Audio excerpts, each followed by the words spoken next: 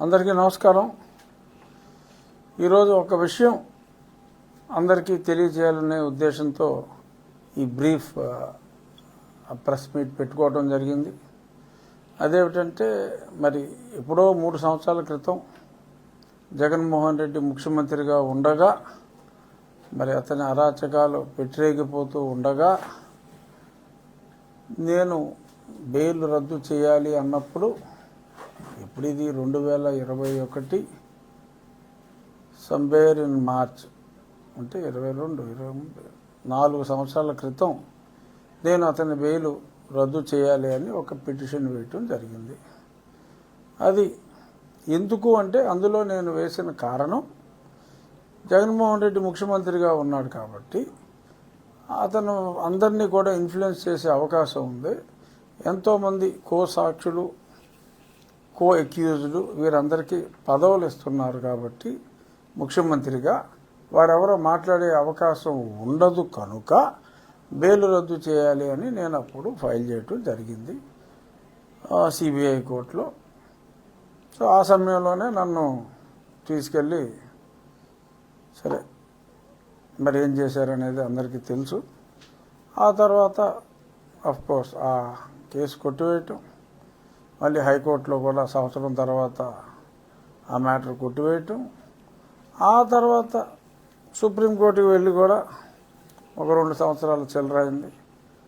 ఈలోపు అక్కడ ఎడతెగని ఆలస్యం జరుగుతూ ఉంటే మరి ఇక్కడి నుంచి మార్చడం బెటరా అన్నది కూడా ఆలోచించాలి అని చెప్పి వేరే కోర్టుకి మార్చండి, ఈయన బెయిల్ని రద్దు చేయండి అని నేను ఎన్నో సంవత్సరాల క్రితం కోర్టు తీర్పు కోసం వెళ్ళటం జరిగింది.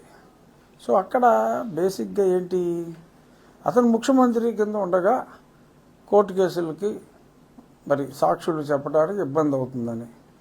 సరే ఈ కోర్టు కేసులు ఈ 4 సంవత్సరాలు ఆలస్యం అయ్యే లోపు ప్రజా కోర్టులో జగన్మోహన్ రెడ్డి తీర్పు కోరవలసిన సమయం వచ్చింది. సో మరి ఆ ప్రజా కోర్టు ఇచ్చిన తీర్పులో మరి జగన్మోహన్ రెడ్డి గారు ఓడిపోయాడు. ఎలా ఓడిపోయాడంటే ప్రతిపక్ష హోదా లేనంత దారుణంగా పాపం ఆయన ఓడిపోవటం జరిగింది. సో ఇక్కడ ప్రజా కోర్టులో నెగ్గిన తర్వాత అతను ముఖ్యమంత్రి పదవి పోయిన తర్వాత నేను ముఖ్యమంత్రిగా ఉండి అరాచకాలు చేస్తున్నాడు కాబట్టి బెయిల్ రద్దు చేయాలి అన్న పిటిషన్ ఒక రకంగా ప్రజా కోర్టు ఇచ్చిన తీర్పు వలన అది ఇన్ఫ్లక్చువస్ అయిపోయింది. సో అప్పుడు మేము గతంలోనే 2 హీరింగ్లు ముందే వేరొక బెంచ్లో ఉన్నప్పుడు అప్పుడే మా lawyer Balaji Srinivasan garu we are not at all insisting on the bail cancellation or to move it to any other court. మేము అడిగేది ప్రిడామినెంట్గా రెగ్యులర్గా హీరింగ్ జరిగేలాగా చూడండి. వారానికి 1 రోజు 2 రోజులు జరుగుతుంది, అతను రావటం లేదు. తను వచ్చేలాగా అప్పట్లో ముఖ్యమంత్రి కింద ఉన్నాను కాబట్టి ఒక ట్రిప్ వేయాలంటే నాకు 50-60 లక్షలు ఖర్చు అవుతుంది కాబట్టి రాష్ట్ర ఆర్థిక పరిస్థితి అంతంత మాత్రంగా ఉంది కాబట్టి నేను రాష్ట్ర ఆర్థిక పరిస్థితికి భారం కాకూడదు కనుక నేను రాలేనవచ్చు అని చెప్పి అనటం జరిగింది. సో దాన్ని అప్పుడు హైకోర్టు న్యాయమూర్తి గారు కూడా ఒప్పుకున్నారు, కరెక్టే, మరింత ఖర్చు అవుద్దని చెప్పి ఆయన రానివ్వలేదు. మన ఎవరో కాదనలేని తీర్పు ఒకసారి హైకోర్టు చీఫ్ జస్టిస్ గారు చెప్పాక ఎస్. కానీ ఇది నేను 2 హీరింగ్లు ముందే 2 బెంచులు వేరే బెంచుల్లో ఉన్నప్పుడే మేము ఇన్సిస్ట్ చేసేది కేవలం త్వరితగతిన విచారణ జరిగేలాగా చూడండి. 5 జడ్జిలు సిబిఐ కోర్టులో మారిపోయారు. మరి ఆ డిశ్చార్జ్ పిటిషన్ల మీద ఆర్డర్ ఇచ్చే టైంకి ట్రాన్స్ఫర్లు అయిపోతున్నారు. ఒకళ్ళు అయ్యారంటే 2 అయ్యారంటే పోనీ 3 అయ్యారంటే కూడా మోహాటం మీద ఆతిరుచ్యకం అనుకోవచ్చు. కానీ 5 ట్రాన్స్ఫర్ అయితే మరి అనుమానం రావట్లేదా, ఆలోచించండి అని చెప్తే మరి వాళ్ళ కోర్టు చాలా స్పష్టంగా ప్రతిరోజు విచారణ జరగాలి, ఆ విచారణని మరి మాటల్లో కాకుండా ప్రాక్టికల్గా హైకోర్టు కూడా అబ్జర్వ్ చేయాలి అని చెప్తూ నేను వేసిన పిటిషన్స్ని మీరు విత్డ్రా చేసుకోమని చెప్పి కోర్టు చెప్తే మేము, ఎందుకంటే మేము ఓవరాల్గా విత్డ్రా చేసుకున్నాం, మాకు కావాల్సింది అవి కాదు, ఇప్పుడు కావాల్సింది త్వరితగతిన విచారమే అన్నాం. దానికి సాక్షిలో రఘురామరాజుకి ఎదురు దెబ్బ, రఘురామరాజుపై జగన్ విజయం. నీ కేసులు కొట్టేశారు. ఏం కొట్టేశారు? నేను ఒక రకంగా నెగ్గా. కాగల కార్యం గంధర్వులు తీర్చినట్టు కోర్టు ఇవ్వాల్సిన తీర్పు ప్రజలు ఇచ్చారు. సో కాబట్టి నెగ్గింది నేను, ఓడింది జగను. కానీ ఇక్కడ దీనికి వాళ్ళు ఏదో రకరకాలుగా అర్థాలు పెట్టుకుని కోర్టులో నన్ను నేను వేసిన కేసులు కొట్టేసినట్టు. నాకు కావాల్సింది విజయం అమ్మా. నేను వేసిన కేసులో నేను విజయం సాధించా. అది కొట్టేస్తే విజయం సాధించానా అంటే మరి ఇంత ఆలస్యం అయినప్పుడు మరి ప్రజాకోర్టు తీర్పు ఇచ్చిన తరువాత ఈ కోర్టు తీర్పు ఇవ్వాల్సిన అవసరం లేదు, త్వరితగతిన విచారించండి చాలు అని నేను చెప్పిన తర్వాత మరి సుప్రీంకోర్టు ఎన్నాళ్ళు పెండింగ్ పెట్టుకుంటారు? డిస్పోజ్ చేయాలి కదా. సో డిస్పోజ్ చేయాలి కాబట్టి డిస్పోజ్డ్ యాజ్ విత్డ్రాన్ అని చెప్పి ఆర్డర్ ఇవ్వడం జరిగింది. సో ఇక్కడ నేను ఓడింది లేదు, జగన్మోహన్ రెడ్డి గెలిచింది లేదు. నేను అనుకున్నది జరిగింది.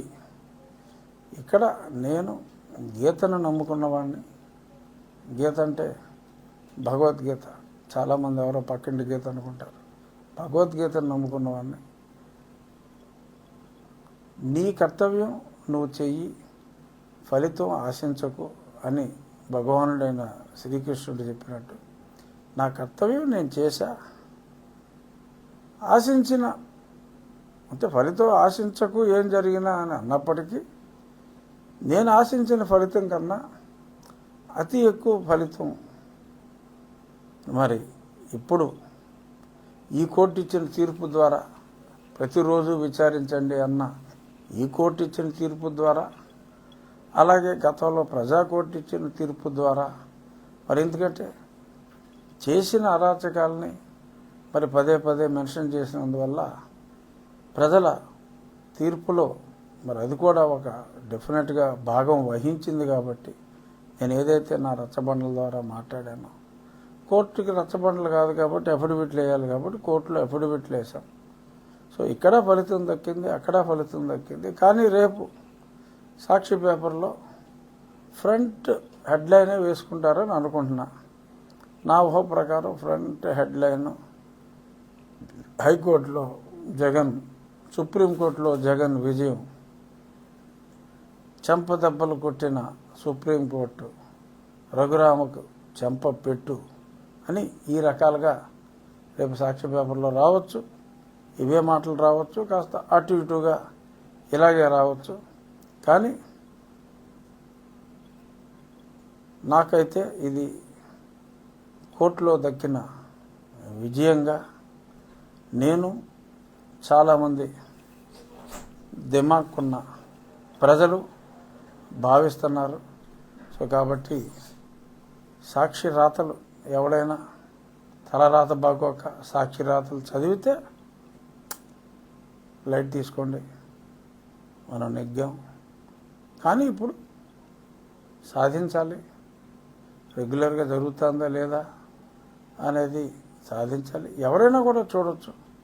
మీరు ఇచ్చిన తీర్పుకి మరి వ్యతిరేకంగా ఉంటే, ఏమండి మీరు ఇచ్చిన తీర్పు అమలు కావటం లేదు అని ఎవరైనా కూడా అప్రోచ్ అవ్వచ్చు. చూద్దాం. నేను ఎన్నో లెక్కలేనన్ని కేసులు వేయటం జరిగింది. సరే, నాకు అలుపున్నది రాదు. కానీ ఇప్పుడు నేను కోరుకున్న ప్రభుత్వం వచ్చింది కనుక డెఫినెట్గా, అప్పట్లో అన్నీ నాణ్యతను వేసుకుని నేనే చేయవలసి వచ్చేది, ఏ కోర్టు కేసులు వేయాల్సి వచ్చినా. ప్రభుత్వం వచ్చింది, మంచి ముఖ్యమంత్రి గారు వచ్చారు, సుపరిపాలన అందిస్తున్నారు. ప్రజలు సుఖ సంతోషాలతో ఉన్నారు. ఒక్కొక్కటిగా నేను వేసిన కేసులు రావచ్చు. రాష్ట్ర ప్రభుత్వం కూడా మరి చాలా వేగవంతం చేసింది. నా కస్టోడియల్ టార్చర్ కేసే సునీల్ కుమార్ మీద మరి ఆ విచారణ కమిటీ వేయటం, ఇవన్నీ కూడా రాష్ట్ర ప్రభుత్వం అత్యంత వేగవంతంగా మరి ఆ కేసులనేవి వదలకుండా ముందుకెళ్తా ఉంది అనటానికి మాటల ద్వారా కాకుండా చేతల ద్వారా ఒక చక్కటి స్పష్టత కూడా ఇవ్వటం జరిగింది. ఇదండి నేను ఇవాళ రేపు రాబోయే సాక్షి రాతకి ఇవాళ నేను ఇచ్చిన క్లారిఫికేషన్. నా ప్రయత్నంలో నాకు విజయం ఈ రోజుకి దక్కింది. అసలు ప్రయత్నంలో విజయం ఎప్పుడు దక్కింది? ఎలక్షన్ రిజల్ట్ ఎప్పుడు వచ్చింది?